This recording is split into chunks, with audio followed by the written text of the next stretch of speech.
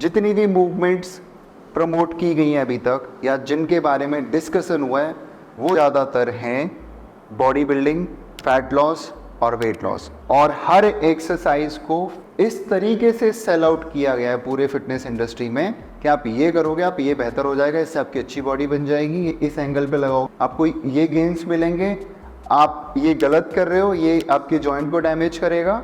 इस तरीके से मूवमेंट्स प्रमोट की जा रही हैं। बट इन माय आइडियोलॉजी मैं मूवमेंट्स को डिफरेंट एस्पेक्ट से देखता हूँ।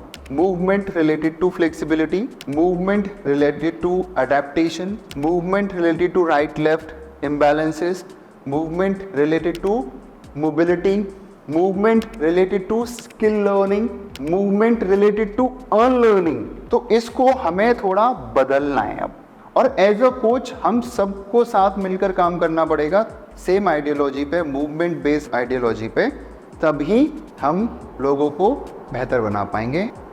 हर जगह प्रॉब्लम है, मैं आपको प्रॉब्लम्स के बारे में बताता हूँ, क्योंकि अभी तक आपने सिर्फ ये सुना है कि क्या क्या बेनिफिट हैं, कि आप डेडलिफ्ट करोगे इससे आपकी फंक्शनैलिटी बढ़ेगी, स्क्वाट करोगे इससे आपकी फंक्शनैलिटी बढ़ेगी, कंपाउंड मूवमेंट है, ब्रेक डाउन ज़्यादा होगा बॉडी के अंदर, यही सुना है ना आपने। बट कंपाउंड मूवमेंट के अपने डिसएडवांटेजेस हैं। पहला, बहुत ज़्यादा ब्रेक डाउन होता है बॉडी के अंदर। एक टाइम के बाद अगर आपकी रिकवरी अच्छी नहीं हुई, उससे मसल टाइटनेस, मसल इम्बैलेंसेस, ये सब अराइज होते हैं। फिर मसल इम्बैलेंसेस की वजह से हमें पेन होना स्टार्ट होता है। बहुत सिंपल सा एग्जांपल देता हूँ। कोई पर्सन बहुत ज़्यादा कंपाउंड लिफ्ट करता है, किसी का राइट शोल्डर बहुत स्ट्रॉन्ग है, राइट साइड जनरली सबकी ज़्यादा स्ट्रॉन्ग होती है। जब वो डेड लिफ्ट करने जाएगा तो उसका राइट ग्लूट ही ज़्यादा वेट उठाने वाला है, उसकी राइट लेट ही अच्छी इंगेज होने वाली है, ग्रिप भी राइट से ही अच्छी होगी। राइट साइड क्या कर रही है? ओवरवर्क। लेफ्ट साइड क्या हो रही है? वो वीक थी और वीक होती जा रही है। लेफ्ट साइड में पेन होंगे वीकनेस की वजह से, और जो मेरी राइट साइड है वो मेरे को पेन करेगी ओवरवर्क की वजह से। तो कंपाउंड मूवमेंट के बारे में अभी तक आपको किसी ने बताया ये पॉइंट्स? जिम की प्रॉब्लम कंपाउंड मूवमेंट को किस तरीके से प्रमोट किया जा रहा है फैट लॉस और वेट लॉस से, और उसके क्या क्या इश्यूज हैं वो सब मैंने अभी आपको बता दिए। अब ऐसा नहीं है, सब्जेक्टिव है, कोई भी थ्योरी 100% अप्लाई नहीं होती है। कुछ लोग ऐसे भी हैं जो कि बड़ा आइसोलेशन वे में काम करते हैं, जिनको नॉलेज है। योगा के बहुत सारे एडवांटेजेस हैं। अब मैं आपको योगा के डिसएडवांटेजेस बताता हूँ। You are pushing the ground all the time, और हमारे जो शोल्डर्स हैं वो एलिवेटेड और प्रोट्रैक्टेड ज़्यादा रहते हैं। अब एक टाइम के बाद दो इश्यूज, डिस और रोम्बॉइड वीकनेस। अब ऐसा नहीं है कि ग्राउंड पुश करने की वजह से हो रहा है, ये हो रहा है क्योंकि उसके साथ साथ हम लोग रिट्रैक्शन, डिप्रेशन, पुलिंग स्ट्रेंथ पर काम नहीं कर रहे हैं। अब यहाँ पे आपको मैंने योगा के डिसएडवांटेज बता दिए।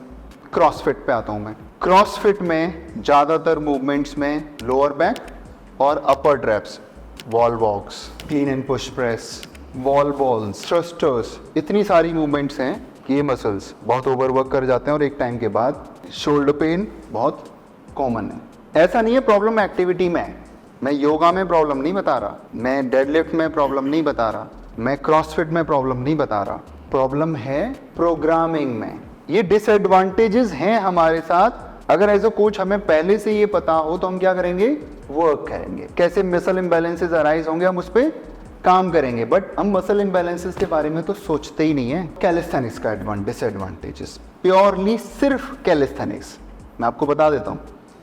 कैलिस्थेनिक्स का डिसएडवांटेजेस हैं कि ज़्यादातर जो मूवमेंट्स हैं वो हैं प्रोट्रैक्शन में। उसमें क्या हो रहा है? शोल्डर्स ऑल द टाइम आगे रहते हैं, तो जितने भी कैलिस्थेनिक्स एथलीट हैं आप उनको ऐसे देखोगे। बट अगर हमारा प्रोसेस राइट हो, अब कैलिस्थेनिक्स का स्मॉलेस्ट वर्जन मैंने क्या बताया था आपको? रिहैब, छोटे छोटे मसल्स पे काम करना, उनको प्रिपेयर करना। तो मेरा कैलिस्थेनिक्स तो होगा ही होगा, मेरे को इंजरी के चांसेस भी कम हो जाएंगे और मैं स्किल्स भी कर पाऊंगा। बॉडी वेट ट्रेनिंग के बारे में हम लोग बात कर रहे हैं। देखो मैं फिर से एक चीज़ कह रहा हूँ, मैं यहाँ पे कोई नाम प्रमोट नहीं कर रहा हूँ, जिसको देखो बस नाम, क्योंकि प्रमोट ही इस तरीके से किया है और उसमें कोई गलती नहीं है किसी की भी, जब वही था। Now we need to upgrade, system को अपग्रेड करो ना। आप क्या वही पुरानी सेम फिलॉसफी लेके घूम रहे हो अभी तक? सब लोगों को अपग्रेड करना पड़ेगा, एक होलिस्टिक वे से काम करना पड़ेगा, तभी आप खुद को और अपने क्लाइंट्स को बेहतर बना सकते हो। सच सच बताओ, क्या इन सब बातों के बारे में आपने पहले कभी सुना था? दिल से बताना। हाँ, नहीं सोचा है, सुना है, जैसे आप हैं या कुछ और लोग हैं जिन्हें नॉलेज है इस फील्ड के बारे में, तो उनसे सुना है, लेकिन कभी किसी क्लाइंट्स के साथ करते हैं तो कुछ क्लाइंट्स इस तरह से आते हैं कि सर मेरा ना कितने दिन में लॉस करा दोगे। उनको हटाओ लाइफ से। हाँ, नहीं वो वही चीज़ है, फिर वहीं पे चीज़ें क्या है, क्योंकि जो ये मूवमेंट्स है इसके लिए ना आपको क्लाइंट्स को टाइम देना पड़ेगा। ठीक है, यू आर राइट, आप सही बात बोल रहे हैं, और हमारी भी जर्नी वहीं से स्टार्ट हुई थी। क्योंकि जो हाथ पे रिस्ट पे वेट डालने से इससे क्या हमारा वेट लॉस हो जाएगा, हैंड स्टैंड करने से क्या हमारा वेट लॉस हो जाएगा, इससे हमारी बॉडी बन जाएगी। बट जब आप हैंड स्टैंड करने लायक हो जाओगे, मूवमेंट्स करने लायक हो जाओगे, तो बॉडी तो बाय प्रोडक्ट है ना।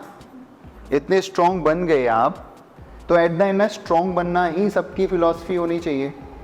अगर स्ट्रॉन्ग होगे, ज़्यादा से ज़्यादा मूवमेंट करोगे, आपकी जर्नी इंटरेस्टिंग रहेगी, जिम जाने का मन करेगा, कुछ नया करने का मन करेगा, तो फैट लॉस, वेट लॉस और body building, muscle building is by product. और वो स्ट्रेंथ सिर्फ ऐसा नहीं है कि कैलिस्थेनिक्स करने में काम आएगी, वही आपको वेट्स उठाने में आएगी, वही आपकी डे टू डे लाइफ में काम आएगी। हम लोग ग्रिप एंड गेम में ऐसे काम नहीं करते, पता है, हमारा बनाया हुआ प्रोसेस है, हम अपने अकॉर्डिंग काम करेंगे, तुम बस हमें गोल बताओ, वे हम बताएंगे। और सबसे बड़ी बात है, क्लाइंट्स के साथ उनके पेरेंट्स आते हैं तो वो कहते हैं सर इसे ना ये नहीं कराना है, ये नहीं कराना, आप ये मत कराना। सर, तो मैंने कहा फिर इससे अच्छा तो आप ये पैसे भी बचाओ, घर पे लेके जाओ। सर मत करो ना आप ऐसे लोगों नहीं, और करते ही नहीं है, क्योंकि सर आप उसमें कुछ करने देखो, आपको स्टार्टिंग में डिफिकल्टी होगी, बट जहां आपने 10 लोगों को अच्छे रिजल्ट्स दे दिए ना, लोग आपके पीछे भागेंगे। और ऐसा हमारे साथ ग्रिप एंड गेम में हुआ था, पता है, लोग हमारे साथ यही बोलते कि हैंडस्टैंड करने से क्या हो जाएगा, ये उल्टा करने से क्या हो जाएगा।